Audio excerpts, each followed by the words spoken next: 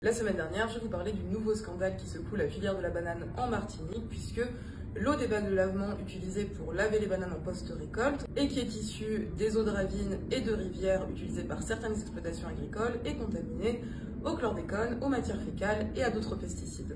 Alexis Bouillet, qui est le président de la filière de la banane de Martinique, donc de Banamart, s'est empressé de répondre à ces accusations portées par le collectif et en s'adressant d'ailleurs à moi avec un ton empreint de sexisme et de paternalisme dont je me serais bien dispensée. Cannelle Chandronnier, alias Canoubi. Cette petite dame-là, notamment cette petite dame. Je vais donc, à mon tour, monsieur Bouillet, vous répondre.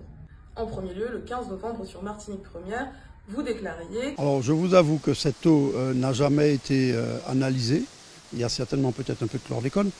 On va la faire analyser. Avant d'affirmer quelques jours plus tard sur le plateau de Politiquement Incorrect que vous n'aviez pas attendu... Monsieur Cyrillus, on a déjà fait le nécessaire pour analyser les eaux.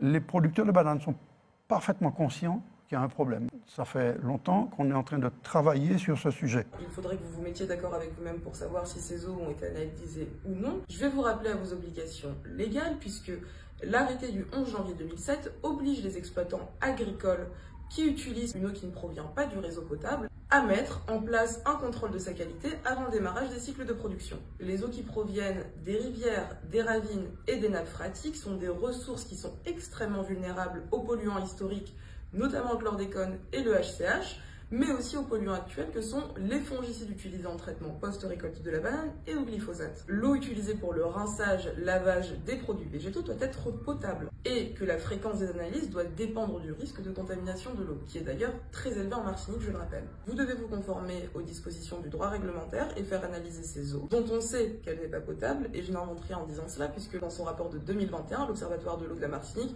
a conclu que 44 pesticides avaient été dosés dans les cours d'eau. Ceux qui sont les plus fréquemment dosés et au plus haut taux sont le chlordécone, évidemment, le glyphosate et les fongicides qui sont utilisés en traitement post-récolte de la banane, notamment au niveau des stations d'emballage. J'en profite d'ailleurs pour corriger une erreur de langage que j'ai commise, puisque les pratiques de la filière ont changé et aujourd'hui, les fongicides ne sont plus ajoutés dans les bacs de lavement, puisqu'avant, les bananes étaient trempées dans des bains de fongicides. Ce qui ne change pas, vous en conviendrez, le problème de fond que l'on dénonce, puisque l'on retrouve des fongicides en quantité importante dans ces eaux de ravines et de rivières qui sont utilisées pour laver les bananes. Vous vous défendez également du fait que les matières fécales ne sont pas présentes du fait des producteurs de bananes dans ces eaux de ravines et de rivières, mais j'en profite encore une fois pour vous rappeler que l'eau que vous utilisez doit être potable et qu'il ne sert à rien d'essayer de renverser les responsabilités pour tenter de vous dédouaner de la vôtre. Vous dites encore que je tiens des propos xénophobes et à caractère raciste à l'endroit d'une partie des planteurs de bananes que sont les béquets. Et systématiquement, à chaque fois qu'elle prend la parole, c'est pour tenir des propos à caractère raciaux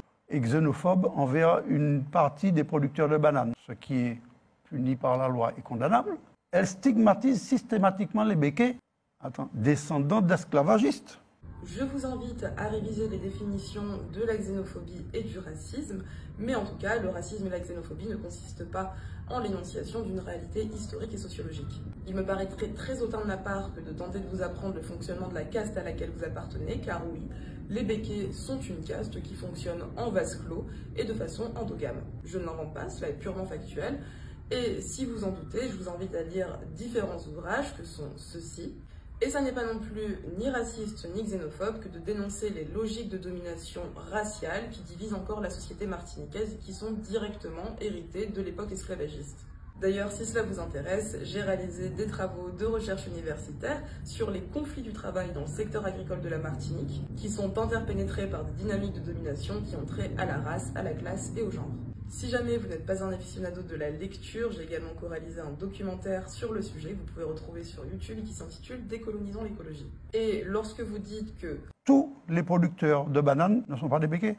La majorité des producteurs de bananes sont des Noirs, des Indiens, des mulâtres.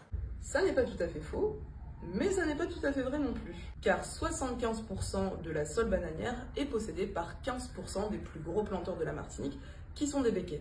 Vous dites encore que mon discours ne porte ni sur des problématiques sanitaires et écologiques. Elle est plus dans un registre politico-idéologique à caractère racial que dans un registre sanitaire et écologique. Le scandale du chlordécone et de la contamination aux pesticides de la Martinique et de la Guadeloupe est un scandale environnemental, sanitaire et social qui a une dimension éminemment politique. Je rappelle quand même que la production, la commercialisation et l'utilisation du chlordécone a été permise du fait des carences fautives de l'État français et surtout du lobby bananier Becquey. Libre à vous de faire du révisionnisme, mais je suis désolée, il ne faut pas que nous édulcorions les faits. Car il y a bien des logiques de domination raciale à l'œuvre dans ce scandale environnemental, sanitaire et social, puisque c'est une minorité blanche qui a décidé de la confiscation de l'avenir de plus de 90% des populations martiniquaises et guadeloupéennes qui sont quand même à dominance noire, je le rappelle. Cette petite dame-là, au lieu de dire des choses comme ça, je l'invite à venir travailler avec nous. Je l'invite à venir chercher avec nous des solutions. Madame, les prochaines réunions que vous tenez, ayez l'amabilité de nous inviter et on va parler ensemble. Les solutions ont déjà été trouvées par le collectif des ouvriers et des ouvrières agricoles empoisonnés par les pesticides et par les autres associations de Martinique et de Guadeloupe qui travaillent sur cette problématique. Le mémorandum du collectif qui contient 11 points de revendication qui sont d'ordre sanitaire, social et environnemental sont précédés d'une demande de reconnaissance par les Becquey de leur part de responsabilité dans ce scandale. Cela fait aujourd'hui 4 ans qu'on parcourt les couloirs des ministères, de l'Élysée, de l'Assemblée nationale et du Sénat pour tenter d'obtenir réparation. On ne vous a pas attendu pour trouver des solutions, Monsieur Bouillet. Elles sont déjà toutes trouvées et elles n'attendent que votre bonne volonté pour être mises en œuvre. Je vous invite donc, vous et les autres grands planteurs de bananes Becquey, à reconnaître votre responsabilité dans la survenue de ce scandale du chlordécone et de la contamination aux autres pesticides, qui est actuelle et qui n'est pas uniquement passée, pour que nous puissions envisager de travailler ensemble. En attendant, je vous pose une fin de non-recevoir à votre invitation. Et en vertu du principe de précaution et des dispositions réglementaires précitées, vous devez utiliser de l'eau potable dans vos bacs de lavement et cesser de mettre en danger la santé des ouvriers et des ouvrières agricoles qui est déjà bien éprouvée de votre fait et de celle de vos prédécesseurs.